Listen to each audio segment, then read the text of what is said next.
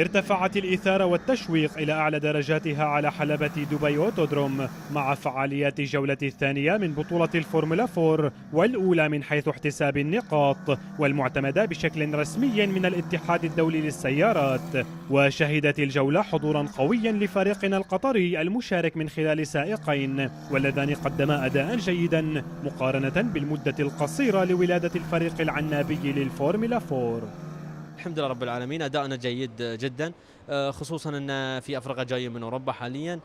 تشارك معنا في نفس البطولة، وجايين معنا بعد كانوا ناس أبطال في الكارتينج جايين يشاركون في البطولة. أهدافنا طبعا أن نتغلب على الموجودين في الحلبة، سواء كان أي فريق. احنا أهم شيء نمثل بلدنا بصورة حلوة في الحلبة وفي السباق، وخصوصا هذه رياضة طبعا فيها فوز وخسارة ورياضة خطرة، لازم أول شيء في البداية وفي النهاية تكون السلامة هي الأولوياتنا، وإن شاء الله بعد ذلك الاجتهاد ولكل مجتهد النصيب مثل ما يقولون. الحمد لله خلصنا الجولة المحتسبة من سباقات فورمولا 4، وهذه هذا النوع من السباقات أول مرة يصير في الشرق الأوسط، وفي السباق تقريبا يعني في ناس في متسابقين مستواهم جدا عالي، واحنا يعني مستوانا قريب منهم، وإن شاء الله في الجولات الجاية بنحسن أكثر ونكون قريبين منهم ونصعد لمنصات الفوز بإذن الله. اكتساب المزيد من الخبرة والاحتكاك بالسائقين المحترفين هي أبرز النقاط الإيجابية لمتسابقي العنابي الذين تمكنوا من كسر أرقامهم الفردية خلال السباقات الثلاث للبطولة، والتي تخللها سباقات التصفيات لتحديد المراكز والتجارب الحرة. مستوى الشباب قاعد يتطور نسبة للمشاركة الأولى أو نسبة الخبرة اللي يملكونها شبابنا، ولكن الحمد لله